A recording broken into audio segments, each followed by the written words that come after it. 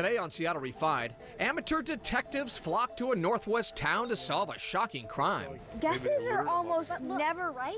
The clues are what really points to the bad guy.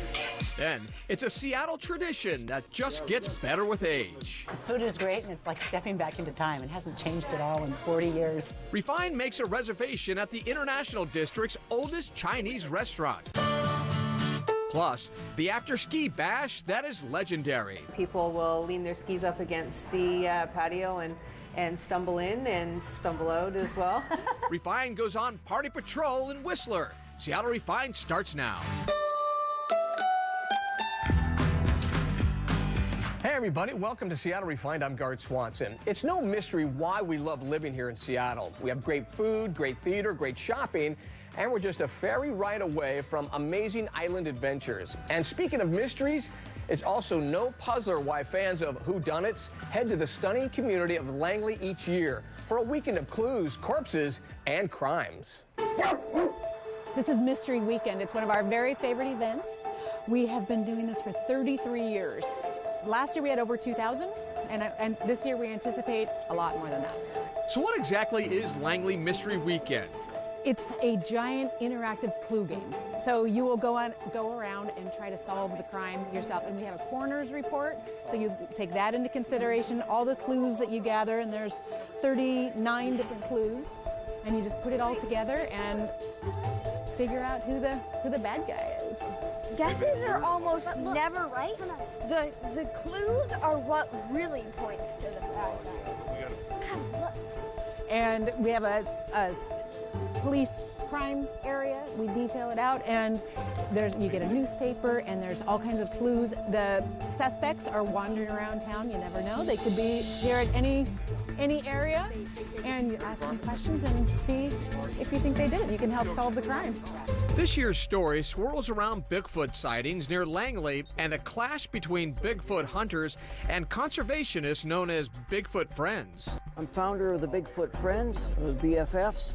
We're starting up a chapter here in Langley, and we're recruiting new members, and we're doing whatever we can to protect Bigfoot. To complicate matters, there's a sci-fi convention in town, and early Friday morning, someone from the convention was found dead near Town Hall. When Stone was all dressed up in his Chewbacca outfit Thursday night, someone murdered him. I'm so sorry. And some people think that I did it. How could you? I would never. But we'll solve this by the end of the weekend, I'm sure. Okay. Because we always do. We'll help you try to solve it. We will. Thank you so We're on much. the case. We're college friends, and we come every February to solve the mystery. We love coming up for Mystery Weekend, and we look forward to it every year. Yeah, and we got great weather this weekend. We've solved mysteries in the snow. We've solved mysteries in the rain, and looking forward to this one. We haven't been to the crime scene yet. I'm looking forward to that. We just got here today, so that was our first character that we interviewed. And Whether you're a young Nancy Drew type or more mature like Miss Marples, the Mystery Weekend never disappoints. It's just this lovely event where we can all just be silly and come together and play games. We like to play. And even though the mystery is all wrapped up this year, there's still lots of reasons to visit Langley. Just come to Langley. We love it. We love having you here. We have all kinds of really wonderful special events. The community welcomes you. It's a glorious place. Just remember, I didn't do it. No. To learn more about Langley and the Mystery Weekend, log on to our website.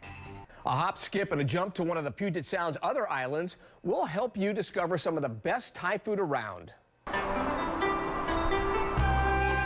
Viewers kept raving to us about May Kitchen and Bar on Vashon Island, so we hopped a ferry to check it out. And I'll just say it, it's legit. My producer says it's some of the best Thai food she's ever eaten anywhere. You can learn more about May Kitchen and our other top Thai spots by logging on to our site and searching for Thai.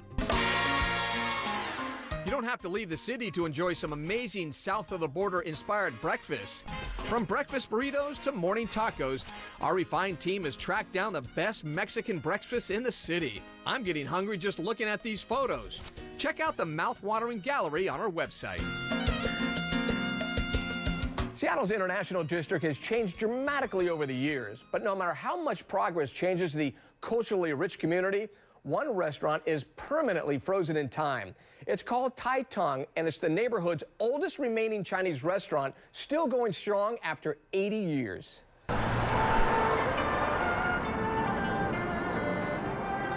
It's like stepping back into time. It hasn't changed at all in 40 years. And I agree, it hasn't changed a bit. So the reasons we came here for originally are still here. How's everything here? All right, good. Tai Tung has been a fixture in Seattle's International District since 1935, serving up classic Chinese dishes all day, every day. I came to college here, and being stuck in the U District, we were always looking, let's go someplace other than Herfy's on 50th. So a couple of fraternity brothers, Bob Branham and Bill Wheeler, said, let's go try this place, Tai Tung. I'd never heard of it, and I thought, what a chance to get out of the district. We came down here, fell in love with the place. It was just absolutely great. We open every day, yeah, and I will work every day from open to closing. Harry Chan is a third-generation owner of Tai Tung, working in the restaurant since 1968. You'll find him behind the counter, welcoming guests as they walk through the 80-year-old swinging doors. We have a lot of the regular customer, and and the customer is generation in generation. So far, we have some customers that are 5 generations. And another reason why the people come here is for the good food, good service, friendly environment, and reasonable price. It's Harry's personal touch that customers say sets him apart. He's so personable, it's almost like seeing an old friend right away. And today, a conversation we'd never had is he found out I have 5 kids, and I found out he has 5 kids. And we talked about that for exchange stories for quite a while. When you're at the counter here, it's a different sort of atmosphere because it doesn't seem to matter whether you're black or Indian or whatever. Everybody in Tai Tung's a friend. Over the years, Tai Tung has served everyone, from Bill Gates to Olympic gold medal winner Apollo Ono to celebrity chef Tom Douglas, who recently called Tai Tung one of his favorites. But there's one guest who has his very own section. We call it a Bruce Lee table. That's the area that he used to come when he was in Seattle. This is Bruce Lee's favorite booth. He ordered chow mein and fried rice when he dined at Tai Tung. And if you ask Harry for a recommendation on what to order, he's going to point you toward the wall behind him. The first thing I tell them, look at here first, before you look at the regular menu. This is our special. The almond chicken, and I remember the barbecue pork. This is as good as ever. And while customers savor the food, Harry savors the joy of continuing a proud family tradition. I have been doing that so long. Say if I don't do that, well, I don't know what to do. I miss all my customers. I love it to work here. To learn more about Tai Tung and other great places to dine in the International District, log on to our website. Makes all the difference. Seattle Refined is just getting started. She's part funeral director, part home decor expert. This is a casket, beautiful one. Meet a woman who really takes her work home with her. But first, it's Whistler After Dark. Refined shows you where things heat up once the skis come off.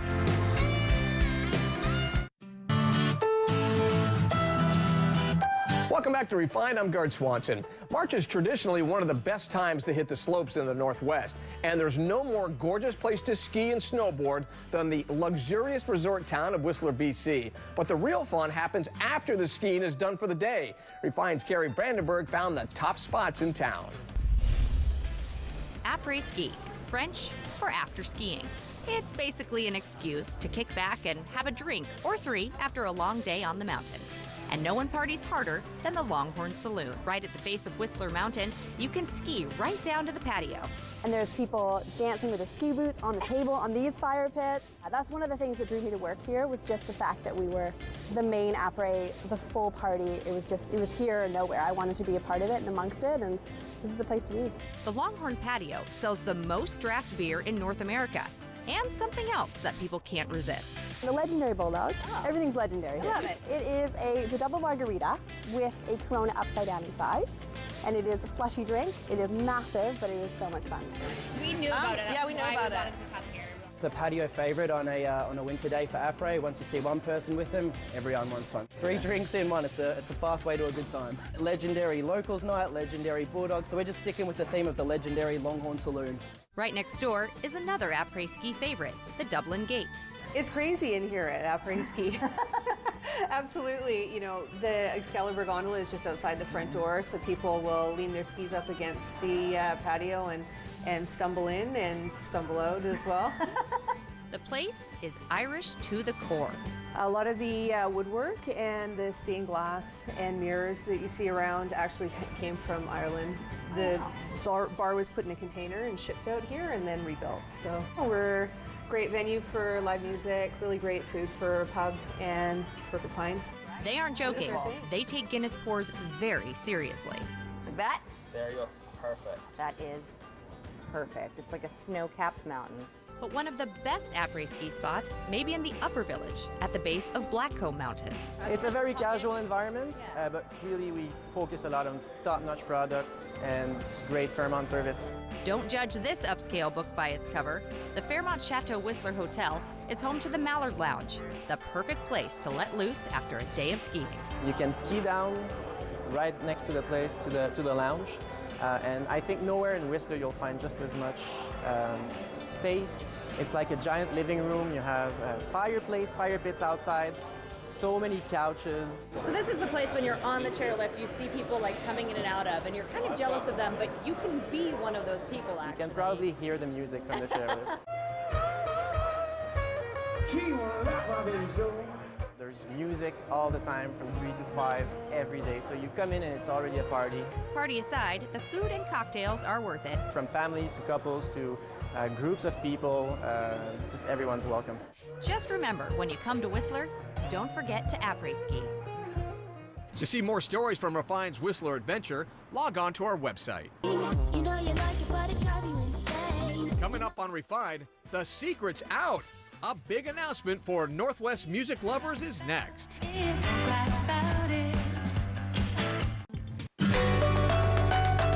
Welcome back to Refined. I'm Gard Swanson. The Seattle music scene is still reeling from the big announcement about the Upstream Music Fest. Organizers just released the first half of the lineup for the big 3-day festival that will take over Seattle's Pioneer Square this May. Buckle your seatbelts, kids. This is gonna be amazing. You know you like it, but it drives you insane. So don't cry about it, don't cry about it. Upstream is a new experience.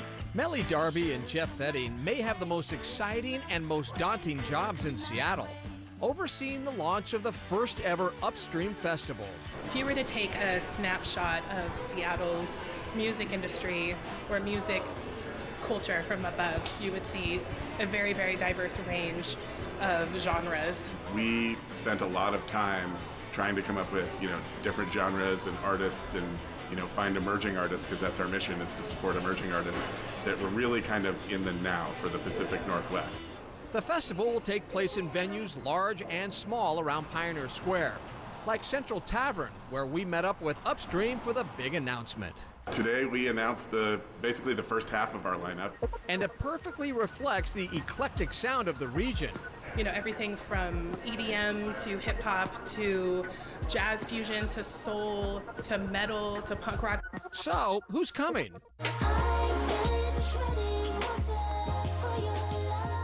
Aluna George, she's one of my favorites. She is the epitome of that emerging sound of the artists that you're catching them right as they're about to blow.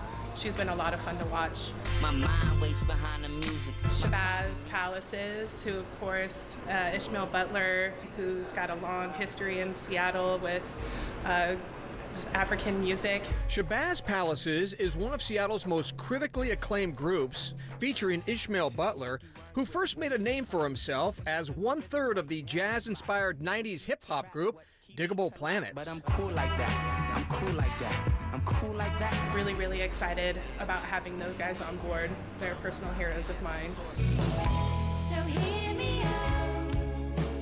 Tangerine is another personal favorite. They're so much fun. They bring a lot of energy. They are perfectly exemplify the level and the artist that we're looking to looking to put on at Upstream and to be able to spotlight, because they are doing great work around the city and deserve to have national attention. I can get you what you need, I'm a goner. With the wind like leaves in the autumn. Dave B is a Seattle native upcoming hip-hop artist. He just released a new record this year that's getting a lot of buzz.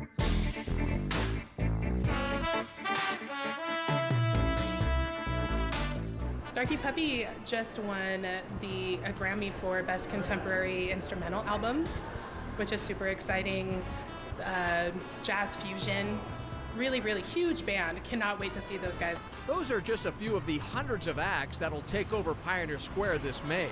And if the names don't sound familiar, well, that's sort of the point. You know, it's a platform to see new bands. We want people to come and discover music and hopefully, you know, learn that there's all these great artists in their backyard that they've maybe heard about but not seen. And so hopefully we can get people to come into the clubs and see, you know, their kind of next favorite band.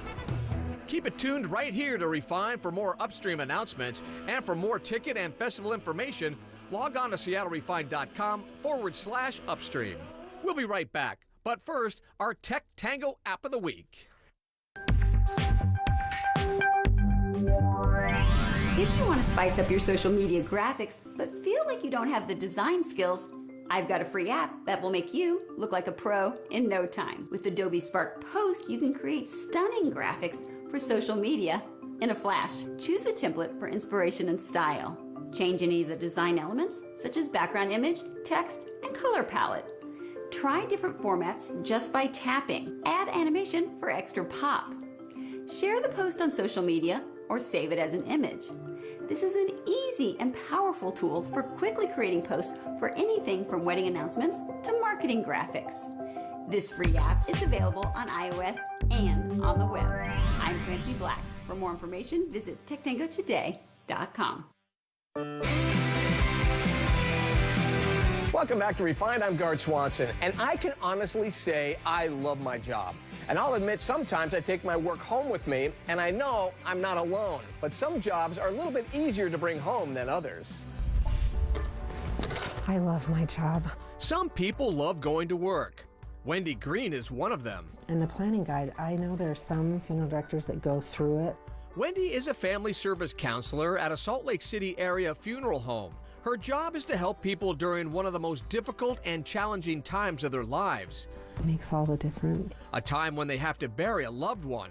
That these are all the things that need to be taken into consideration. Well, some couldn't imagine having to deal with death on a daily basis. And if I'm comfortable with it, it really puts them at ease. Wendy is right at home in this kind of atmosphere. It's so peaceful and it's essential. Every single person is going to have to experience this at some point in their lives. She's so comfortable with what she does, you could say she takes her work home. We are here in my room. Literally. This is a casket.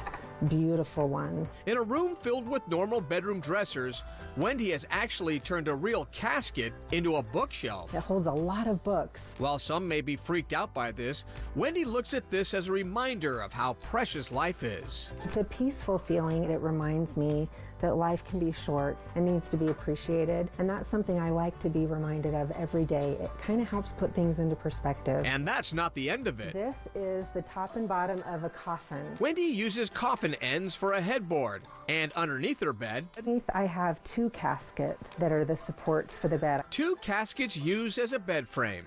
They're so pretty and strong, and they're made for peaceful rest. Doesn't get better than that. For Wendy, the fascination all started in 2009 when, as a reporter for a local paper, she wrote an article on a funeral director. As soon as he started talking about what he did every day, it just popped right in my head. This is what I want to do. Every day is inspiring and it's energizing to me. It gets me out of bed in the morning knowing I can do something that day to help someone and make a difference. All right, that's it for today's episode. Thanks for joining us. We'll see you next time right here on Seattle Refined.